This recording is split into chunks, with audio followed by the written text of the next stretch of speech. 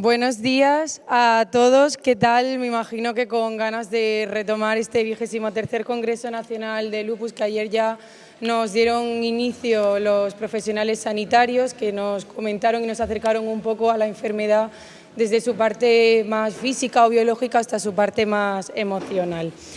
Sí que es cierto que un inciso, me han comentado esta mañana que alguien se dejó ayer estas gafas y un auricular por si supieran que son de alguien.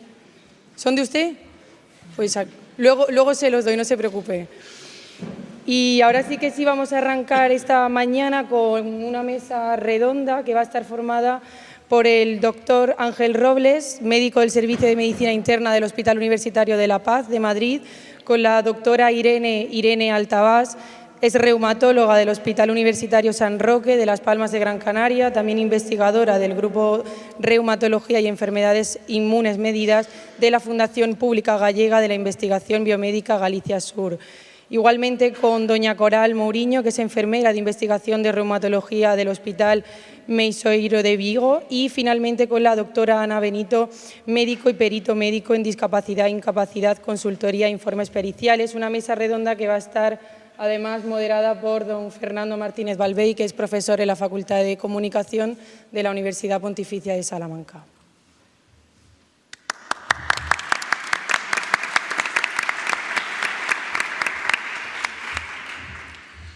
Muchísimas gracias, Pino. Muchas gracias a todos los asistentes.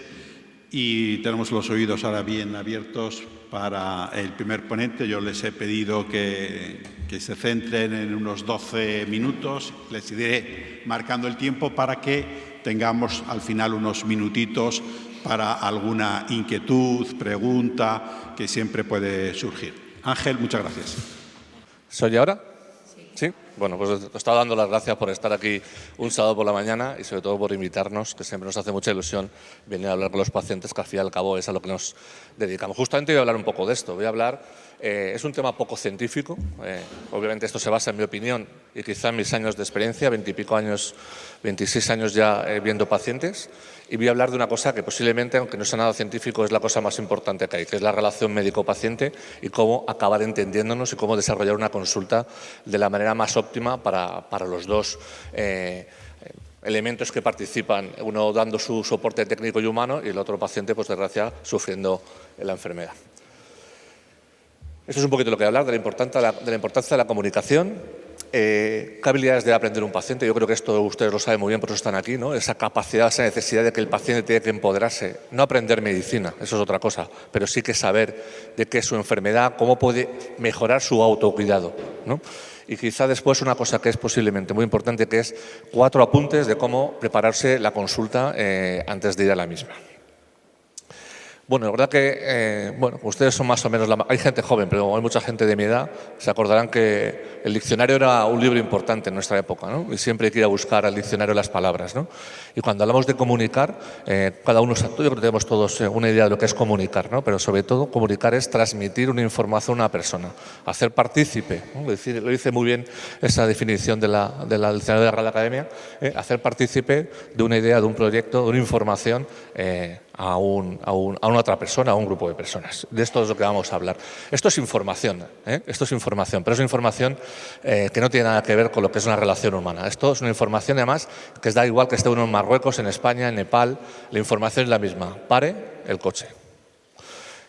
No sé si saben ustedes que desde el 1 de enero hay estas nuevas señales en vigor, que para conducir un coche deben ustedes repasarse y asegurar que lo conocen, ¿vale? Esto también es típico del lenguaje, la evolución. Posiblemente la manera que hablamos a los médicos hoy en día no es la misma que hacíamos o que teníamos hace 30 años atrás. Yo he vivido ese cambio. No sé si a mejor o a peor, yo creo que a mejor, hay más cercanía, además un dinamismo yo creo que diferente. Nuevas señales de carga de coche eléctrico, y esta es la que más me gusta, Ya no solamente da una idea de nuestra sociedad, ya no solamente cuidado con los niños, sino cuidado que hay una zona de ancianos. Esto es una cosa que marca, y eso también es importante en el lenguaje, ¿no? Adaptarnos a nuestra sociedad. Hablar no es decir un grupo de palabras y a ver qué pasa, ¿eh? Una cosa es oír y otra cosa es escuchar, ¿no? Oír es lo que hace el oído, que oye ruidos, monitoriza los ruidos del ambiente, y escuchar es lo que hace el cerebro, que es lo que nos diferencia. Por tanto, lo que nos interesa en la relación médico-paciente es una comunicación inteligente, una comunicación eficaz. Que yo transmita al paciente una información y que el paciente me transmita la información, posiblemente con un lenguaje diferente, pero que vamos a entendernos, vamos a saber comunicarnos. Esto es la clave del éxito de lo que hacemos en el día a día en las consultas, en los hospitales, el manejo, la asistencia de los pacientes. En el fondo estamos hablando, por mucho que su hospital haya última resonancia, la mejor máquina que hace más anticuerpos, la mejor, lo que ustedes quieran tecnológico, que es obviamente capital importante, pero si no hay una buena relación médico-paciente, estamos destinados al fracaso. Estamos destinados al fracaso. Y esto también ha habido una evolución, ¿eh?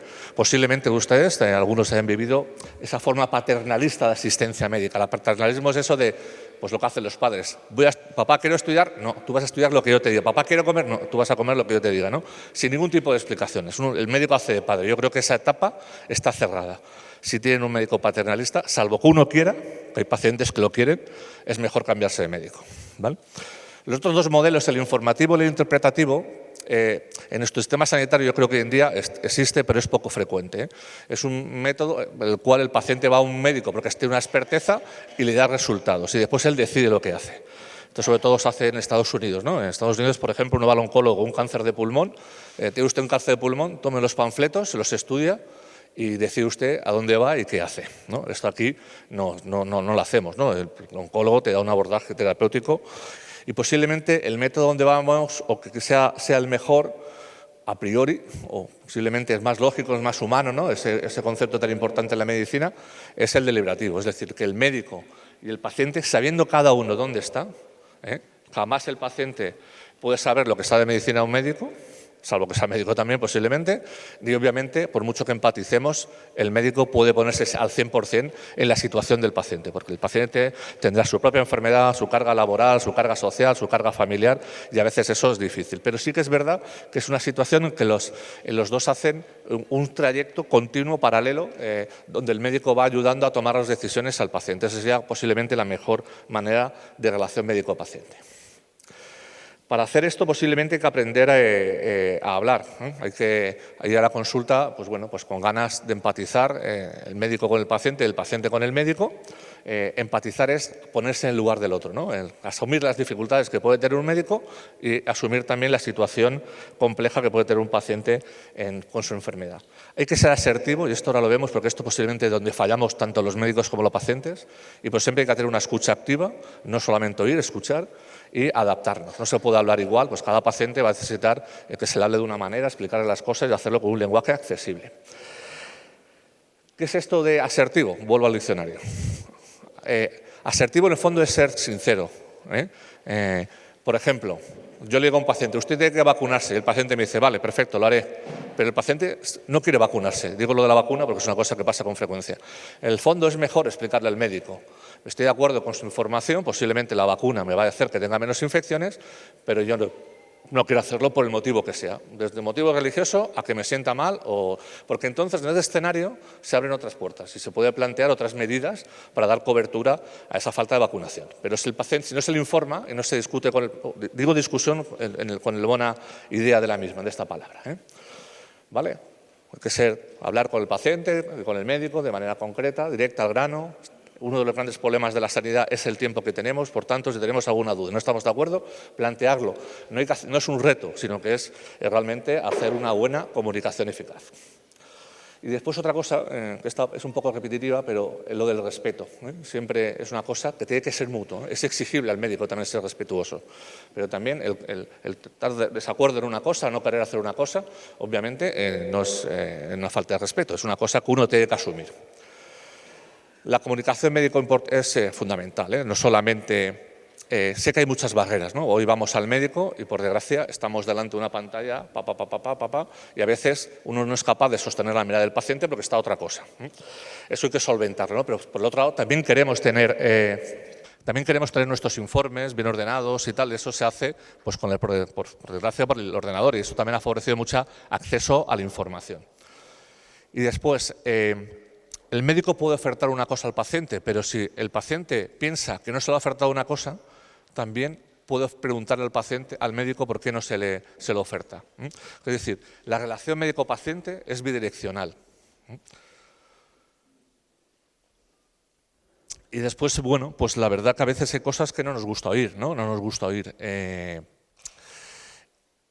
Pero hay que oírlo, porque si no, si al final uno no quiere oír lo que es la realidad, y uno puede tomar sus decisiones en la vida, pero sí que es verdad que eso, que hay que informar, transmitir esta información y bueno, pues nos moleste o no nos moleste, compartir todo lo que tenemos con el médico, ¿no? Porque si no, al final, uno por un tratamiento, pero que posiblemente no sea eficaz, porque la mayoría de las veces uno no se lo toma.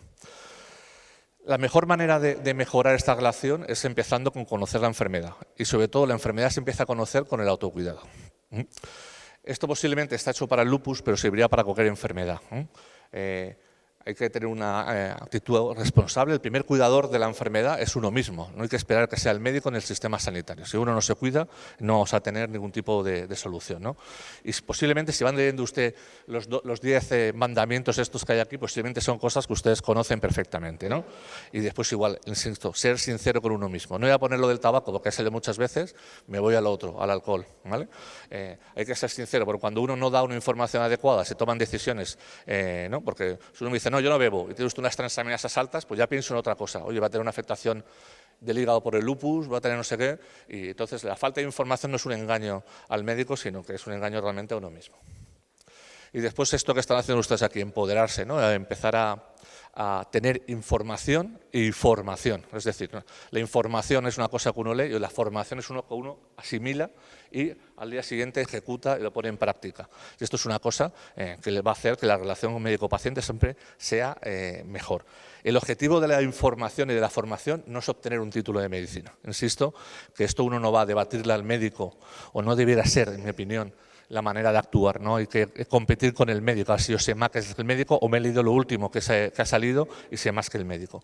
Obviamente se le puede decir, le preguntar cosas que uno ha leído en foros adecuados y ver si el médico pues, lo ha leído, lo está al día y sabe si nos puede aportar algo en nuestro caso. Esta es una tesis que hizo una enfermera hace unos años en el Hospital de Madrid. Nos preguntaba a los pacientes cuál era el problema que más veían con la relación médico-paciente. Era la falta de tiempo. La falta de tiempo. Un hándicap que a veces no se puede resolver. Y sin embargo, para los médicos el problema más importante que había era lo que se llama expansión de los límites de la medicina. Eso significa que el paciente siempre está enfermo. Siempre le pasa algo. Nunca es capaz de decir estoy bien. Y esto es una cosa que también hay que cambiar. A veces también hay que decir estoy bien o he mejorado, ¿vale? No siempre decir que si está uno malo lo dice, pero también cuidado porque esto es un concepto que cada vez más vemos en el hospital. Gente perfectamente sana que realmente reivindica una sintomatología que es difícilmente explicable hoy en día. Y después cuidado con el acceso a la información, dónde vamos, dónde cogemos la información, porque bueno, sí es verdad que cada vez tenemos en nuestra palma de la mano una cosa que es muy importante y a veces se nos va de las manos la información.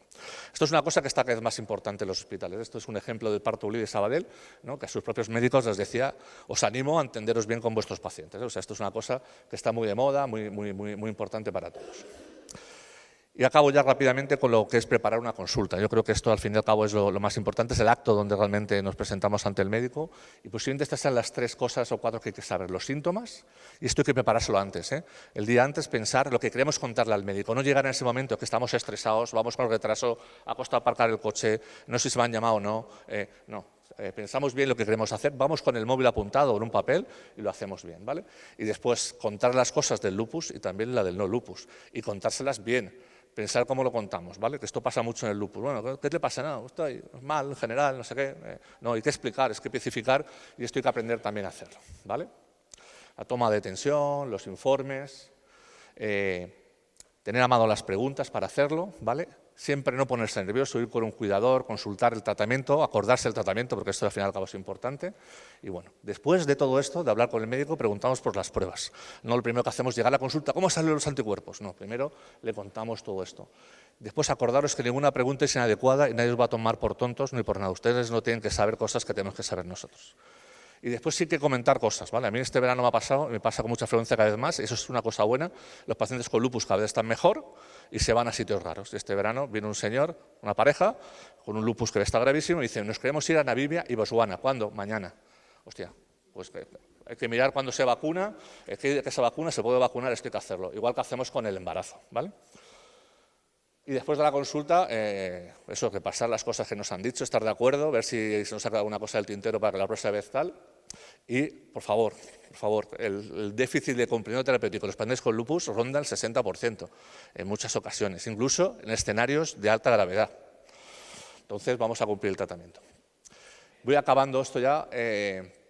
Insisto, esto no es una competencia, nadie sabe más que nadie. Si uno asume una cosa de que no va a hacerla, está perfectamente libre, estamos en un país libre, cada uno hace lo que quiere, hay que tener también asumir las consecuencias.